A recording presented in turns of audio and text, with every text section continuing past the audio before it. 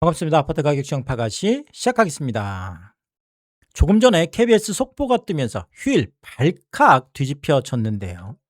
이재명 정부의 8.3 세제 개편이 전면적 폐기 수준의 충격적인 발표가 터졌습니다. 조금 구체적으로 제가 보면서 설명을 드리면요. KBS에서 지금 당정이라는 것은 이제 정부 여당을 얘기하겠고, 지금 뭐 정부 같이 오늘 회의를 했는데, 비거주 불가피 사유 확대. 자, 이 내용만 보면 그럴 수도 있겠네라고 할 수가 있겠지만, 구체적으로 내용을 보면 굉장히 충격적인 발표들이 나왔는데요. 민주당 김민석 대표 취임 첫 이제 고위 당정 협의였습니다. 자, 여기에서 지금 현안인 부동산 대책에 대해서 논의가 집중이 됐는데, 여론이 민감하게 반응하고 있는 비거주 1주택. 자, 요게 8.3 세제 개편의 핵심이면서, 자, 그만큼 또 논란도 많이 되고 있죠. 자, 이 부분에 대해서 조정이 필요하단 여당, 지금 민주당의 요구에 대해서 정부하고 청와대, 구체적으로는 정부면 이제 재경부가 되겠죠. 세금을 총괄하는 재경부, 이제 부총리. 자, 그 다음에 청와대도 뜻을 같이 했다. 자, 그러면서 불가피한 사유를 가진 비거주 1주택자의 실거주 인정 범위를 우선 확대하기로 했다. 요 정도는 얘기할 수가 있겠죠. 그런데 이어지는 이 문구, 몇 마디 안 되는 이 문구가 오늘 완전 발칵 뒤집혔죠. 민주당은 종부세 기준에 거주와 비거주를 나누지 말자, 이렇게 이야기를 했다라는 건데, 이렇게만 보면 또 약간 헷갈릴 수 있기 때문에 박성준 민주당 수석 대변인이 자, 오늘 이제 당정회의에서 이야기를 했다는 걸 하면서 이제 구체적인 워딩을 보면 이렇습니다. 종합부동산세의 경우 종부세죠. 민주당은 1주택자에 대해서 거주와 비거주 구분을 두지 않기로 강하게 요청했다. 와. 아니, 사실 이거는 이게 민주당이 지금 이 국회에서 법안을 처리를 해야 되는 거기 때문에 실질적으로 민주당이 안 하면 안 하는 거예요. 그렇잖아요. 아무리 정부가 8.3 지금 세제 개편안을 냈다고 하더라도 그건 개편 아닐 뿐인 거고, 실질적으로 법안이 통과가 안 되면 아무 의미가 없는 거죠. 근데 법안 통과에 어떤 칼자를 쥐고 있는 지금 민주당이, 거대 여당이 그것도 정부를 상대로 해서 거주와 비거주 구분을 두지 않아야 된다, 이렇게 강하게 요청했다면 그냥 갈 수도 있는 거죠. 이렇게. 야, 충격적입니다. 자, 그런데 이게 이미 예견이 됐던 상황이긴 합니다. 자, 김민석 당대표가 후보 당시에 SNS에 충격적인 발언을 했죠. 뭐라고 했냐면, 양도세에 있어서 1주택 비거주자의 보유공제, 이거 폐지, 장특공 폐지죠. 자, 이 장특공 폐지에 대해서 서울의 웬만한 아파트에 해당하는 시가 12억 이상의 1주택 비거주자들에게 사실상 증세인 면도 있다. 사실 정부에서는 이거 증세 아니라고 했는데, 지금 당대표 후보가 증세인 면도 있다. 그런데 그 당대표 후보가 지금 당대표가 된 거죠. 자, 증세다 이거. 그리고 또 하나가 임차인 퇴거 강요 등의 부작용을 초래할 수 있다는 우려가 제기되고 있다, 이런 이야기를 했고요. 자, 그리고 또 하나, 그러니까 이건 양도세에 관한, 양도세에 있어서 이 비거주 1주택자 이 장특공 폐지, 이거 하지 말자는 얘기죠, 결론은. 자, 그 다음에 종부세도 현행 제도를 그대로 유지해도 공시가격이 상승되기 때문에 비거주자의 세부담이 자연 증가한다. 자, 그러면 이거 어차피 자연적으로 증가하는데 종부세에서 비거주자 이거 할 필요 있냐? 필요 없다. 그러면서 실거주자의 기본공제 14억 상향안만 시행해도 어떨까 한다. 아, 이거는 12억에서 14억으로 올려주는 거잖아요. 자, 그러니까 안 좋은 거는 다 하지 말고 그냥 세금 혜택을 주는, 오히려 세금을 깎아주는 이 기본공제 12억에서 14억으로 올리는 거. 이거는 뭐 세금 부담이 아니라 세금 혜택을 주는 거죠. 요것만 하면 어떨까 한다. 이렇게 이야기를 하면서, 자, 아무리 선거 과정에서 나온 이야기이긴 하지만 이 이야기를 한 당사자가 당대표가 됐고, 당대표가 돼서 지금 당정 첫 부동산 회의를 하자마자 지금 여당에서, 민주당에서 거주와 비거주 구분을 하지 말자. 8.3 대책의 가장 핵심 근간을 지금 흔드는 거기 때문에 이 부분에 대해서 엄청난 지금 충격파가 있습니다. 아시겠지만 지금 이재명 정부의 이 첫 26년 세제 개편안 8.3 세제 개편안 자체가 핵심이 그거잖아요. 지금까지 되어 있었던 이런 뭐 장기보유 특별공제 이렇게 돼 있는 이런 것들에 대해서 이제는 그냥 명칭을 거주로만 하자. 보유 이런 건 하지 마자. 주택에 대해서, 조합 입주권에 대해서는 뭐 토지나 건물은 뭐 이제 거주할 수 없는 거니까 이거는 뭐 해당이 안 되는 거고요. 어쨌든 간에 살 수 있는 이 주택하고 조합원 입주권에 대해서는 장기 보유가 아니라 장기 거주로 가겠다. 결국은 이제 보유는 의미가 없다는 얘기잖아요. 뭐 이렇게 되면 이거 자체가 지금 의미가 없어지는데. 자, 그리고 이제 양도세에 있어서 이 1세대 1주택 장특공, 아까 김민석 지금 이제 당대표가 후보 당시에 얘기했던 바로 이 부분이잖아요. 이 부분이 원래는 지금 거주 40%, 보유 40%가 돼 있는 거를 지금 세제 개편안에는 28년에는 반토막이죠. 보유 같은 경우에 지금 뭐 이걸 20%까지 낮추고, 그 다음에 29년 1월 1일부터는 40%였던 거를 아예 없애는. 자, 그러면 이제 결국은 거주만 80%로 가기 때문에 보유에 대해서는, 보유는 아무리 오래 해봐야 아무런 혜택을 못 본다라는 거죠. 이 부분을 지적을 한 거죠. 이게 사실상 증세다. 그래서 여기에서 거주니 뭐 보유니 1세대 1주택 같은 경우에는 이 양도세 장특공 이거 하지 말자. 이런 의미로 지금 이야기를 한 거기 때문에, 아니 이게 지금 8.3 세제 개편의 완전 핵심 중에 핵심인데 이것 빼면 안고 없는 찐빵이죠. 아무 의미가 없게 되는, 사실은 이렇게 되는 건데 사실상 전면 폐기다. 이렇게 볼 수가 있는 거죠. 자, 이렇게 되면 지금 공제 한도도 아까 뭐 지금 얘기가 나올 수가 있는 거죠. 뭐 이렇게 되면 아니 뭐 어차피 이렇게 되는 거 공제 한도 이것도 뭐 20억, 지금 10억, 뭐 증세다. 증세를 하지 말자는 얘기잖아요. 그럼 사실상 올라가는 뭐 이런 부분에 대해서, 그러니까 지금 10억 캡 씌우는, 10억 캡 씌우는, 자, 이것도 굉장히 강력한 건데 그럼 과연 이것도 할 수 있을까라는 퀘스천, 의문이 생기는 거죠. 자, 그리고 종부세에 있어서도 지금 1세대 1주택을 거주 여부에 따라서 지금은 그냥 거주 뭐 이렇게 구분 안 하잖아요. 근데 이거를 세제 개편해서 거주는 14억으로 올려주고 비거주는 9억으로 깎는 거잖아요. 그럼 12억에서 9억으로 낮아지는 건데 지금 민주당의 안은 이거 14억으로 올린 거는 그대로 내버려다 두고 거주와 비거주 구분을 없애자. 자, 이렇게 되면 이제는 비거주인 분들 같은 경우에도 기본공제가 12억이었던 게 오히려 14억으로 올라가는, 오히려 세금을 뭐 이렇게 좀 뭐라 그럴까, 부담을 지우려다가 오히려 세금을 깎아주게 되는 정반대의 상황이 오는 거죠. 야, 이렇게 해서 이게 집값 안정을 할 수 있을까? 이런 일단 의문이 들게 되는 거죠. 자, 그리고 지금 이제 보유 관련해서도 원래는 뭐 이렇게 뭐 50%씩 이렇게 해주던 이런 거를 뭐 27년 같은 경우에 뭐 25%로 여기도 반토막. 그 다음에 28년부터는 아예 그냥 거주로만 그냥 가는 뭐 이런 지금 상황인 거죠. 그래서 결국은 뭐 이 부분도 그러면 뭐 보유 거주 구분 없이 그럼 그냥 50% 이것도 이제 가게 되는. 자, 이렇게 되면 이것도 무슨 의미가 지금 있을까라는 생각이 든다라는 거죠.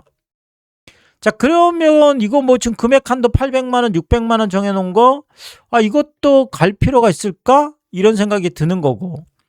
자, 그 다음에 지금 뭐 상한 이거 뭐 200%로 올리는 거, 이런 것들도 다 사실상의 증세이기 때문에 증세를 안 하면서 세제 개편을 한다. 제가 볼 때는 지금 이런 방향으로 가면 83 지금 세제 개편은 아예, 그렇죠? 그냥 맹탕이 되는 거죠. 맹탕이 되는 거죠. 뭐 안 하니만 못한.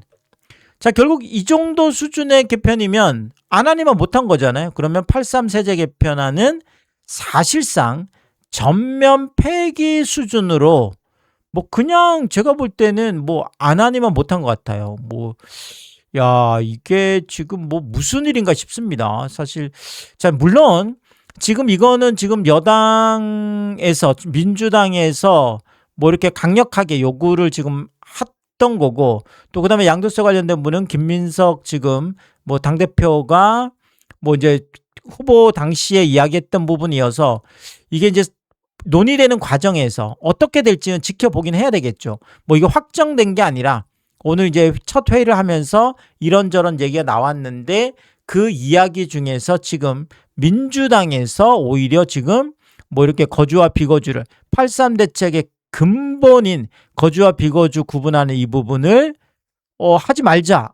뭐 이런 식으로 강력하게 요청했다라고 하니까 야, 이게 지금 어떤 파장을 가져올지 뭐 요거는 제가 뭐 앞으로도 계속 팔로우를 해야 될 것 같고요. 자, 그리고 오늘 뭐 비거주 이 얘기 말고도 재개발 권한 관련된 부분도 이야기가 있었습니다. 그래서 재개발 권한을 넘겨서 공급 속도를 올리겠다라는 건데 요것도 지금 박성준 민주당 수석 대변인 얘기를 들으면 조금 워딩 전체를 들으면요. 서울시 구청장들의 요구에 500세대 이하 재개발 재건축은 기초단체장, 여기서 기초단체장은 이제 서울시장은 광역단체장이고 기초단체장은 구청장이죠. 그러니까 구청장들에게 권한을 줄 수 있도록 제도 개선을 하겠다. 지금은 서울시장에게 있는, 오세훈 서울시장이 갖고 있는 이 지금 재개발 재건축 허가권이죠. 이 권한을 500세대 이하에 대해서는 구청장들한테 주자라는 건데, 자, 이제 그만큼 여당 쪽의 구청장들이 또 많다 보니까 이제 아무래도 이런 요구들에 대해서 이제 들어주려고 하는 뭐 이런 얘기가 있겠죠. 당연히 오세훈 서울시장 쪽에 반발이 있죠. 이렇게 인허가권을, 재개발 재건축 인허가권을 구청장들에게 이양하는 거, 넘겨주는 거는 국민의힘에서 나온 얘기죠. 오세훈 서울시장의 권력 무력화다. 자, 이렇게 반발을 했다라는 거죠. 사실상 지금 뭐 토지거래 허가구역 지정하는 것도 그 안에서 뭐 서울시면 서울시 딱 한 군데 안에서 이렇게 뭐 하고 경기도에서 이렇게 한 군데씩 하는 이것도 원래는 뭐 이런 광역시장의 권한이었던 거를 이번에 법안을 통해서 국토부 장관에게 넘겼죠. 자, 그래서 지금은 이렇게 뭐라 그럴까, 뭐 이제 지방자치단체장에게 넘겼던 권한을 국토부가 오히려 가져오는 뭐 요런 방식이고, 또 그 다음에 지금 오세훈 서울시장하고 워낙 이견이 많다 보니까 아예 웬만한 거는 또 구청장들에게 확 넘겨버리는 뭐 요런 일까지 지금 벌어지고 있습니다. 현재 강남권 이 재건축 아파트 가격은 지금 수십억씩 뚝뚝뚝뚝 떨어지고 있거든요. 자, 그런데 지금 뭐 이재명 정부, 그러니까 특히나 이재명 대통령 같은 경우에도 재개발 재건축 이거 해가지고 오히려 집값을 자극할 수 있고 이렇기 때문에 재개발 재건축에 대해서 좀 부정적인 시각을 갖고 있는데, 오세훈 서울시장은 아니다, 재개발 재건축밖에 없다, 이게 맞는 키다, 지금 이렇게 서로 맞서고 있기 때문에 이번에 또 힘을 빼는 이런 것들이 재건축 쪽을 밀고 있는 오세훈 서울시장의 힘이 계속 빠진다 그러면 지금 수십억씩 이렇게 뚝뚝뚝 떨어지는 폭락 수준으로 하락하고 있는데 여기서 추가 하락이 또 있지 않을까, 뭐 이런 또 생각도 든다라는 거죠. 그래서 이 재건축 상황도 잠깐 좀 체크를 해드리면, 압구정, 강남에서 뭐 압구정 재건축 뭐 가장 대단하죠. 특히나 압구정 3구역 쪽에 있는 이 현대 1, 2차 뭐 한강변의 3구역 중에서도 가장 대장단지 중에 하나가 되겠습니다. 그래서 63평형이 무려 130억 5천만 원, 130억을 터치했던 아파트인데 이 130억까지 갔던 아파트가 지금 호가가 뭐 고층인데 120억까지 내려와 있습니다.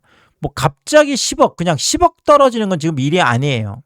자, 여기에다가 115억, 112억, 111억 그냥 뭐 줄줄이 지금 내려가고 있습니다. 130억까지 갔던 게 111억이면 무려 뭐 한 19억씩 내려간 건가요? 야, 뭐 지금 거의 20억 가깝게 내려가 있고요.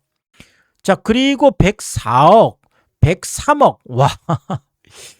아니 지금 103억이면 이건 27억이 내려간 거잖아요, 지금. 야, 뭐 지금 수십억이라는 게 뭐 130억이 103억까지 내려가 있고. 자, 그리고 100억에 딱 턱걸이하고 있는 것들도 있습니다. 여기 100억, 여기도 100억. 그러니까 12층, 13층, 뭐 고층 딱 100억에 턱걸이한 매물. 특히나 파노라마 한강뷰. 와, 파노라마 한강뷰. 130억까지 갔던, 이것도 뭐 파노라마 한강뷰니까 130억 최고가 나왔겠죠. 비슷한 이 파노라마 한강뷰가 이렇게, 그것도 13층이면 로얄층이죠. 정말 한강뷰. 이게 지금 100억이면 무려 지금 30억이 내려온 거죠. 이런 일이 벌어지고 있고요. 자, 그리고 아예 100억 아래로 내려간 것도 있습니다. 그것도 100억 딱 호가 나왔던 게 2억을 낮춰서 98억까지 내려간 것도 있고요. 자, 그리고 아예 95억 지금 매물들도 있습니다. 그것도 뭐 7층, 6층이면 중층 정도인데 15층에 7층, 6층이면 그렇죠. 95억까지도 지금 내려가 있어서 이렇게 되면 거의 35억을 낮춘 거죠. 야, 근데 이거는 뭐 3층이라고는 하지만 90억도 있습니다. 그러면 이건 무려 40억을 낮춘, 와, 정말 충격적인 이런 일들이 뭐 수십억이라고 할 수 있죠. 40억을 낮춘 130억이 90억까지 턱걸이를 하고 있는 상황이 되겠습니다. 그것도 압구정 현대 1, 2차 한강변에 정말 쫙 붙어있는 가장 대장 구역인 3구역에, 그것도 가장 대장 단지인 압구정 현대 1, 2차가 40억이 최고가보다 호가가 내려가 있다는 건 정말 충격적이죠. 자, 그리고 현대 1, 2차 이런 42평형 조금 이런 소형 평형대라고, 여기서는 좀 소형이라고, 뭐 물론 여긴 중대형이긴 하지만 그래도 42평형 좀 작은 평형 같은 경우에도 상황은 비슷합니다. 71억까지 갔던 게 66억이면 대략 한 5억 정도가 지금 하락해 있는데 호가는 지금 65억까지도 내려가 있죠. 12층 중에 9층이면 고층인데 65억까지도 내려가 있고, 또 중층이 64억까지도 내려가 있고요. 8층이 63억까지도 내려가 있습니다. 71억이 63억이면 와, 이거 거의 8억이 내려간 거죠. 8억이 내려가 있고요. 62억이면 그것도 11층이면 초고층인데 무려 9억씩이나 호가가 내려가 있습니다. 자, 그리고 아예 59억까지 내려가 있는 것도 11층 고층, 뭐 층수 괜찮은 것들도 59억이면 뭐, 야, 어마어마한 거죠. 71억에서 59억이면 무려 12억이, 뭐 이런 40평형대 같은 경우에도 12억씩이나 낮아지는 이런 모습들이 나타나 있습니다. 자, 그리고 같은 3구역 안에 있는 현대 10, 13, 14차. 자, 여기도 뭐 당연히 다들 괜찮은 짱짱한 아파트들이죠. 그래서 35평형이 72억을 터치했습니다. 대단하죠. 레미안 원밸리는 뭐 새 아파트 신축이니까 72억을 터치했다고 하지만 여기는 이제 재건축하는 아파트인데 같은 35평형이 72억을 터치했으니까 어마어마한 거죠. 자, 근데 이게 지금 8월에 61억까지 무려 11억이 폭락하는 지금 충격 실거래도 8월에 지금 나와 있고요.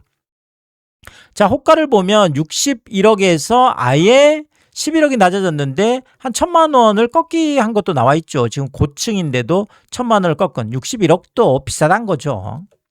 자, 그리고 아예 중층이 58억까지도 내려가 있습니다. 72억까지 갔던 게 58억이면 무려 14억이 지금 낮아진, 뭐 웬만한 것들이 다 수십억씩 낮아져 있습니다. 자, 그리고 압구정 현대 6, 7차면 압구정 3구역에서 가장 또 대장단지 중에 하나죠. 왜냐하면 아까 뭐 압구정 현대 1, 2차는 한강변에 있기 때문에 그렇다면 압구정 현대 6, 7차는 여기에서 또 역세권이면서 1300세대나 되는 뭐 3구역의 가장 대장단지 중에 하나가 되겠습니다. 단지수가 뭐 이게 세대수가 한 1300세대나 되니까요.